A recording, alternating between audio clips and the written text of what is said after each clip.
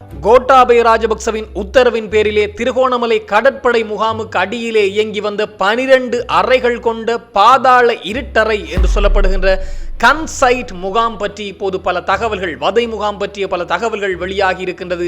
இப்போது உடனடியாக அந்த வதை முகாம் இழுத்து மூடப்படுகிறது என்ற செய்திகளும் வெளிவர ஆரம்பித்திருக்கின்றது.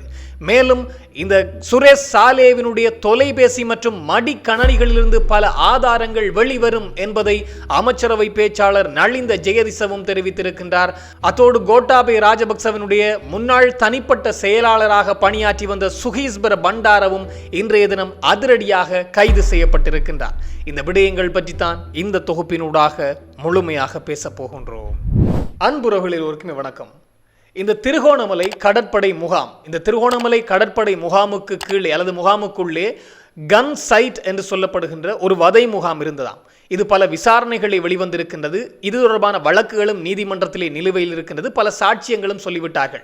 இந்த கன் சைட் முகாம் என்பது திருகோணமலை கடற்படை முகாமுக்குள்ளே நிலத்தடியிலே இருக்கக்கூடிய 12 அறைகள் கொண்ட ஒரு இருட்டறையாம். இந்த இருட்டறையானது குறிப்பாக ராஜபக்சக்கள் ஆட்சி காலத்திலே தான் உருவாகி இருந்தது. அதாவது கோட்டாபயவினுடைய வழிநடத்தல் அல்லது உத்தரவின் பேரில் தான் நடத்தப்பட்டது என்றதும் ஒரு தகவல் இருக்கின்றது. இன்னும் ஒரு புறம் இது இந்த இராணுவ புலனாய்வாளர்கள் இதிலே தொடர்பட்டிருக்கின்றார்கள். எனவே இராணுவ புலனாய்வாளர்கள் என்றால் வேறு யாருமே இல்லை. அப்போது இராணுவ புலனாய்வுத்துறையினுடைய தலைவராக இருந்தவர் இப்போது சிறையிலே இருக்கின்ற சுரேஷ் சாலே தான். எனவே இவர்களுடைய தலையீட்டோடு நடத்தப்பட்டதான் இந்த கன் சைட் வதை முகாம் என்று சொல்லப்படுகின்றது. அதிலும் கடற்படைக்கு இதிலே தொடர்பு இருக்கின்றது. கடற்படை தளபதியினுடைய அனுமதியோடும் இது நடத்தப்பட்டது என்ற ஒரு தகவலும் இருக்கின்றது. இதனால் தான் இந்த வசந்த கர்ணகொட போன்றவர்கள் கடுமையாக விசாரிக்கப்பட்டு வருகின்றார்கள் என்பது மிக முக்கியமான விடயம்.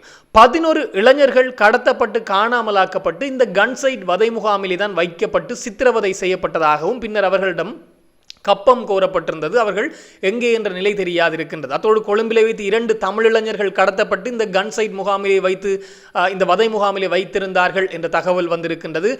கேகாலை பகுதியிலிருந்து சரத் என்று சொல்லப்படுகின்ற ஒரு இளைஞரும் கடத்தப்பட்டிருந்தாராம். அவர் தொடர்பான வழக்கு தான் இப்போது நீதிமன்றத்திலே தீவிர விசாரணைக்கு உட்படுத்தப்பட்டு வருகின்றதாம். அவரும் அந்த வதை முகாமுக்கு தான் கொண்டு செல்லப்பட்டார் என்ற தகவலும் இருக்கின்றது. திருகோணமலை பகுதியிலிருந்து 2 இளம்பெண்கள், தமிழ் இளம்பெண்கள் கடத்தப்பட்டும் அந்த வதை முகாமுக்கு கொண்டு செல்லப்பட்டிருக்கின்றார்கள் என்ற செய்திகளும் இருக்கின்றது.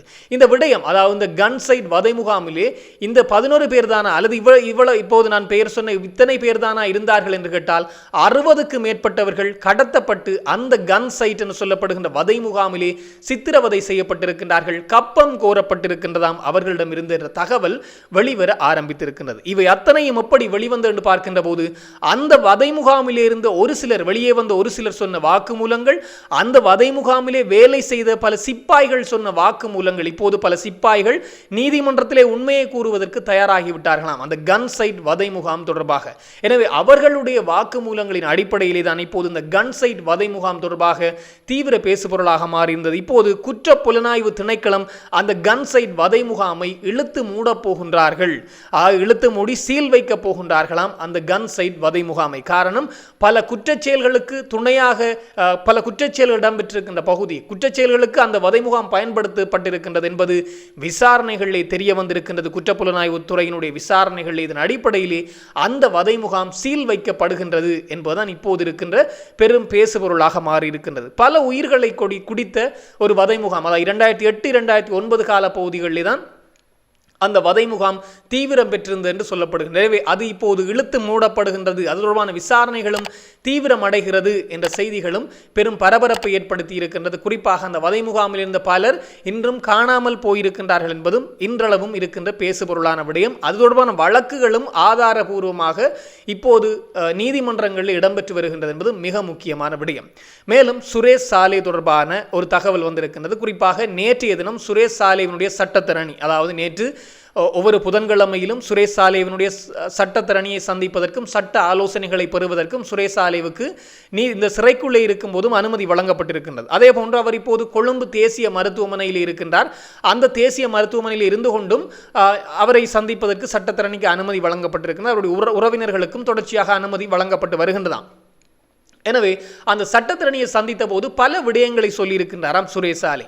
நான் மீண்டும் அந்த நரகத்திற்கு செல்ல மாட்டேன் என்பதை குறிப்பிட்டிருக்கின்றாராம். நரகம் என்றால் அவர்களால் உருவாக்கப்பட்ட பயங்கரவாத தடை சட்டத்திலே கைது செய்யப்படுகின்றவர்களை கொண்டு போய் தடுத்து வைக்கின்ற அதே முகாம் தான், அதே சிறைச்சாலை தானே அது. அவர்களாலேயே உருவாக்கப்பட்ட அந்த நரகத்திற்கு அவரால் செல்ல முடியாது என்று சொல்லி இருக்கின்றாராம் இந்த சுரேசாலை. அதான் அடுத்தவனுக்கு செய்கின்ற போது இனித்திருக்கும், தனக்கென்று வந்தவுடன் இப்போது கசக்கின்றதா என்பதுதான் இப்போது இருக்கின்ற கேள்வியாக இருக்கிறது. பலரை வைத்து வதைத்த அந்த சிறைக்கு நான் செல்ல மாட்டேன், காரணம் அது ஒரு நரகம் என்பதை குறிப்பிட்டிருக்கின்றாராம். இந்த விடயத்தை அவருடைய சட்டத்தரணி ஊடகங்களுக்கு தெரிவித்தது மாத்திரமல்லாமல் மகாநாயக்க தேர்களுக்கும் கடிதம் மூலம் தெரியப்படுத்தி இருக்கின்றாராம்.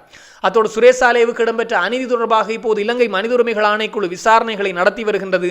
அதிலே பல உண்மைகள் வருகின்றது. அவர் தடுத்து வைக்கப்பட்டிருந்த அந்த சிறைச்சாலையானது வசதிகள் அற்றது என்பது குறிப்பிடப்பட்டிருக்கிறது. அதனையும் சுட்டிக்காட்டியிருக்கின்றாராம் இந்த சுரேசாலேவினுடைய சட்டத்தரணி. அதற்கு அமைச்சரவை பேச்சாளர் நலிந்த ஜேதிஸ் அவர்கள் பதிலளித்திருக்கின்றார். சுரேசாலேவை ஒன்றும் நாங்கள் கொண்டு போய் தனிப்பட்ட அறையிலோ அல்லது அவருக்கென்று ஒதுக்கப்பட்ட பிரத்யேகமான அறைகளிலோ நாங்கள் தங்க வைக்க இல்லை.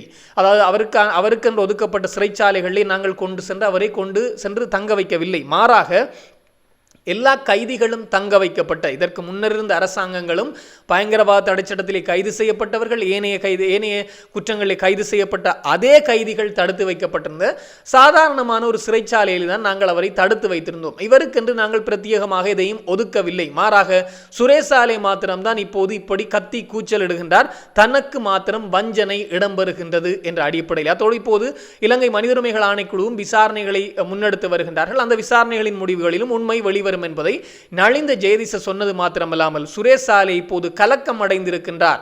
அதாவது இந்த உயிர்த்த ஞாயிறு குண்டு தாக்குதல் தொடர்பாக பல உண்மைகள் வெளிவந்து விட்டது. உயிர்த்த ஞாயிறு குண்டு தாக்குதல் இப்போது முடிவு கட்டத்தை நெருங்கி கொண்டிருக்கின்றது.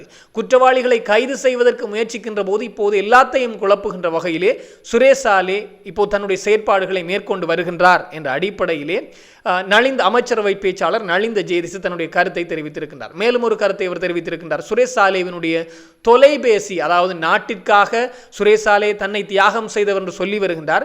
உண்மையிலே நாட்டுக்காக தன்னை அர்ப்பணித்தவராக இருந்தால் இந்த விசாரணைகள் சரியான முறையில் நடப்பதற்கும் அவர் ஒத்துழைக்க வேண்டும். இந்த விசாரணையும் நாட்டுக்கானதான். நாட்டு மக்கள் 260 பேர் வரையிலே கொல்லப்பட்டிருக்கின்றார்கள், 500க்கும் அதிகமானவர்கள் காயங்களுக்கு உட்பட்டிருக்கின்றார்கள். எனவே இதுவும் நாட்டுக்கான ஒரு விசாரணை தான். எனவே நாட்டிற்காக தன்னை அர்ப்பணித்தவர் என்றால் இந்த விசாரணைக்கு அவர் சம்மதம் தெரிவிக்க வேண்டும். அத்தோடு அவரிடம் இருக்கின்ற தொலைபேசி மற்றும் மடிக்கணனி லேப்டாப் தொடர்பாகவும் பல உண்மைகளை அவர் வெளிச்சத்துக்கு கொண்டு வர வேண்டும். அத்தோடு அந்த லேப்டாப், மடிக்கணனி மற்றும் தொலைபேசியில் இருக்கக்கூடிய ஆதாரங்களை அவர் வெளிப்படுத்த வேண்டும் என்பதையும் சுட்டிக்காட்டியிருக்கின்றார். இதுதான் மிக முக்கியமான விடயம். இதற்கு முன்னரும் ஒரு தகவல் வெளியாக இருந்தது. சுரேசாலையினுடைய மடிக்கணனி மற்றும் தொலைபேசியை தேடி இப்போது வேட்டையை ஆரம்பித்திருக்கின்றது குற்றத்தடுப்பு விசாரணை பிரிவு என்ற அடிப்படையிலே. ஆனால் அது கிடைத்ததா கிடைக்கவில்லையா என்பது ஒரு பெரும் கேள்விக்குறியாக இருக்கின்ற போதுதான் இந்த அமைச்சரவை பேச்சாளர் நலிந்த ஜேதிஸ் இந்த கருத்தை தெரிவித்திருக்கின்றார்.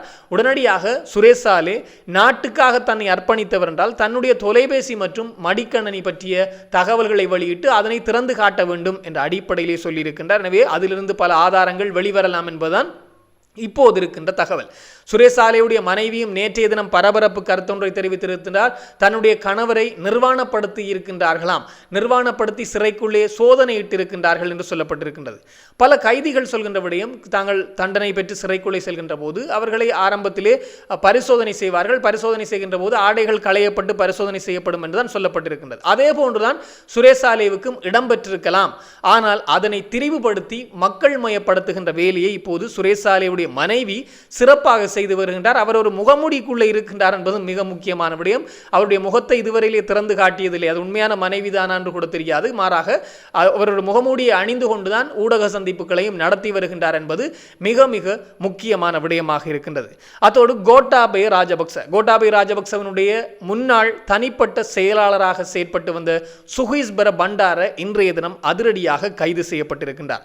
சுஹிஸ்பர பண்டார என்றால் யார் என்று எல்லோரும் தேடுவார்கள். அவரை இலகுவாக மக்களுக்கு புரிய வேண்டும் என்று சொன்னால் சாணி அடி வாங்கிய சுஹிஸ்பர பண்டார என்று சொல்லலாம். அதாவது கடந்த ஒரு மாதங்களுக்கு முன்னர் இந்த நிதியமைச்சின் செயலாளருடைய வீட்டுக்கு முன்பாக குறிப்பாக இந்த ராஜபக்சக்கள் தரப்பை சேர்ந்த ஒரு 15 பேர் கொண்ட குழு அங்கே சென்று போராட்டங்களை நடத்துவதற்கு திட்டமிட்டிருந்தார்கள். இதற்கு காரணம் அந்த 2.5 மில்லியன் அமெரிக்க டாலர்கள் நிதி காணாமல் போனது தொடர்பாக இந்த நிதியமைச்சின் செயலாளரும் உடந்தையாக இருப்பார் என்ற அடிப்படையிலே அரசுக்கு எதிரான போராட்டமாக அவர்கள் முன்னெடுத்து நிதியமைச்சின் செயலாளருடைய வீட்டுக்கு முன்பாக கூடி போராட்டத்தை மேற்கொள்வதற்கு இந்த சுகீஸ்பர பண்டார குழு சென்றிருந்தது. அந்த குழுவை அங்கிருந்த ஊர் மக்கள் எல்லாம் மடக்கி பிடித்து சாணிகளை கரைத்து அடித்து விரட்டியிருந்த சம்பவம் இடம்பெற்றிருந்தது. சாணி அடியை வாங்கி கொண்டு வெளியே தப்பியோடி வந்தவர் எனக்கு ஒன்றும் நடக்கவில்லை என்ற போல், அதாவது கீழே விழுந்தும் மீசையிலே மண்ணொட்டாத கதையாக அவர் அங்கே பதில் சொல்லியிருந்தார் ஊடகங்களுக்கு. அந்த சுகீஸ்வர பண்டார் தான் இப்போது கைது செய்யப்பட்டிருக்கின்றார். எதற்காக என்று பார்க்கின்ற போது 2 அரச நிறுவனங்களிடமிருந்து, அரசு திணைக்களங்களிடமிருந்து அவர் சம்பளம் பெற்றிருக்கின்றாராம் என்பதுதான் மிக முக்கியமான விடயம். சும்மா ஒன்றுமில்லை, அவர் கோட்டாபய ராஜபக்சனுடைய தனிப்பட்ட செயலாளர் என்றால் வேறு பல வழிகளிலும் அவருக்கு சம்பளம் சென்றிருக்கும், கப்பம் சென்றிருக்கும், பலரிடமிருந்து பணம் வாங்கியிருப்பார்கள், இவருக்கென்று சில ஒதுக்கீடுகள் இருந்திருக்கும். அத்தோடு கண்டுபிடிக்கப்பட்டது மாத்திரம்தான் இப்போது 2 அரச நிறுவனங்களிடமிருந்து இவருக்கு சம்பளம் போயிருக்கின்றது என்ற விடயம் கண்டுபிடிக்கப்பட்டு இன்றைய தினம் மத்திய குற்றத்தடுப்பு பிரிவினரால் அவர் கைது செய்யப்பட்டிருக்கின்றார், இந்த சுகீஸ்பர பண்டார. இதில் மிக முக்கியமான விடயம், நேற்றைய தினம் ஜோசித ராஜபக்ச கைது செய்யப்பட்டிருந்தார், பிணையிலே விடுவிக்கப்பட்டு விட்டார். அந்த வழக்கு இப்போது தீவிரம் பெற ஆரம்பித்திருக்கின்றது. இப்போது சுகீஸ்பர பண்டார கைது செய்யப்பட்டிருக்கின்றார். அவரும் அப்படியும் பிணையிலே வெளிவந்து விடுவார் என்பது தெரியும். கோட்டாபய ராஜபக்ச என்ற அந்த பெரும் முதலைக்கு குறிவைக்கப்படுகின்றது. காரணம், அவரை பிணையின்றி தடுத்து வைப்பதற்கு இந்த சுரேஷ் சாலே, பிள்ளையான் போன்று பிணையின்றி அவரை தடுத்து வைப்பதற்கு, பயங்கரவாத தடை சட்டத்திலே கைது செய்தால் அவர்களை பிணையின்றி தடுத்து வைக்கலாம். ஒரு 90 நாட்களுக்கு விசாரணை என்ற போர்வையிலே பிணையின்றி தடுத்து வைக்கலாம். அவர்களை ஜனாதிபதி உத்தரவு வழங்கினால்தான், அதாவது ஜனாதிபதியிடமிருந்து இவரை தடுத்து வைப்பதற்கான அனுமதி கூறப்படும். அவர் அனுமதி வழங்கினால் அப்படி தடுத்து வைத்து விசாரிக்கலாம். 2 வருடங்கள் கூட தடுத்து வைத்து விசாரிக்கலாம் என்று சொல்லப்படுகின்றது. எனவே அப்படி கோட்டாபய ராஜபக்சவை கைது செய்து சிறை வைப்பதற்கான ஏற்பாடுகள் இடம்பெற்று வருகின்றது இந்த அரசாங்கத்தினால். இதற்கு காரணம், அதாவது குற்றத்தடுப்பு விசாரணை பிரிவினரால். இதற்கு காரணம் உயிர்த்த ஞாயிறு குண்டு தாக்குதல் தொடர்பாக அந்த விடயம் தொடர்பாகத்தான் அந்த விடயம் தொடர்பாகத்தான் கோட்டாபய ராஜபக்சவுக்கும் இன்னும் 2 இராணுவ அதிகாரிகளுக்கும் வெளிநாட்டு பயண தடை விதிக்கப்பட்டிருந்தது. இதை முன்கூட்டியே சுதாரித்துக் கொண்ட கோட்டாபய ராஜபக்ச தரப்பு தங்களை கைது செய்ய வேண்டாம், பயங்கரவாத தடை சட்டத்திலே கைது செய்ய வேண்டாம் என்று சொல்லுங்கள் என்று நீதிமன்றத்தை நாடியிருக்கின்றார்கள். இன்றைய தினம் அது தொடர்பான விசாரணையும் இடம்பெற இருக்கின்றது. அதாவது மேல்முறையீட்டு நீதிமன்றத்திலே மனு தாக்கல் செய்திருக்கின்றார் கோட்டாபய ராஜபக்ச, தன்னை கைது செய்ய வேண்டாம் பயங்கரவாத தடை சட்டத்திலே என்ற அடிப்படையிலே. அந்த வழக்கு விசாரணை இன்றைய தினம் மாலை அளவில் இடம்பெறலாம் என்று சொல்லப்பட்டிருக்கிறது. இதுவரை நான் இந்த தொகுப்பை பதிவு செய்கின்ற நேரம் வரையிலே அது தொடர்பான செய்திகள் எதுவும் வெளியாகவில்லை என்பதுதான் மிக முக்கியமான விடயம். எனவே கோட்டாபய ராஜபக்ச தன்னை கைது செய்ய வேண்டாம் என்று சொன்ன மனு இப்போது விசாரணைக்கு எடுத்துக் கொள்ளப்பட போகின்றது. அவரை கைது செய்வதற்கும் குற்றத்தடுப்பு விசாரணை பிரிவு முயற்சித்து வருவதாக சொல்லப்பட்டிருக்கின்றது. அதே வேளையிலே தான் இன்றைய தினம் கொழும்பு கோட்டை நீதவான் நீதிமன்றம் உத்தரவு பிறப்பித்திருக்கின்றது. பெசில் ராஜபக்சவை கைது செய்து நீதிமன்றத்திலே முற்படுத்தும்படி குற்றத்தடுப்பு விசாரணை பிரிவுக்கு உத்தரவு வழங்கியிருக்கின்றார்கள். அவர்கள் சந்தர்ப்பத்தை பார்த்து கொண்டிருந்தார்கள் குற்றத்தடுப்பு விசாரணை பிரிவு. இப்போது மீண்டும் ஒரு முறை, அதாவது 3வது முறையும் பெசிலை கைது செய்து நீதிமன்றத்துக்கு கொண்டு வரும்படி உத்தரவு பிறப்பிக்கப்பட்டிருக்கின்றது. அவர் அமெரிக்காவிலே இருக்கின்றார், கதிரையிலிருந்து விழுந்தவர் இன்னும் சுகப்படவில்லையாம், அவரால் விமான பயணங்களை மேற்கொள்ள முடியாதாம் என்றெல்லாம் தகவல் இருக்கின்ற போது சிகப்பு பிடியாணை பிறப்பிக்கப்பட்ட அவரை கைது செய்வார்களா குற்றத்தடுப்பு விசாரணை பிரிவு என்பது மிக பெரும் கேள்வியாகவே இருக்கின்றது. பொறுத்திருந்து பார்ப்போம். ராஜபக்சக்கள் யாராவது ஒருவர் இந்த வாரங்களுக்குள்ளே கைது செய்யப்படுவதற்கான அதிக வாய்ப்பு இருப்பதாக தென்னிலங்கை சமூக வலைத்தளங்களில் அதிகமாக பகிரப்பட்டு வருவதும் மிக முக்கியமான விடயம். இது தொடர்பாக இன்னும் பல தகவல்கள் வருகின்ற போது உடனுக்குடன் தெளிவுபடுத்த நானும் தயாராக இருக்கிறேன். இன்னும் ஒரு தொகுப்போடு சந்திக்கலாம். உங்களிடம் விடைபெறும் நான் என்றும் உங்கள் அன்பின் ஈழன். வணக்கம்.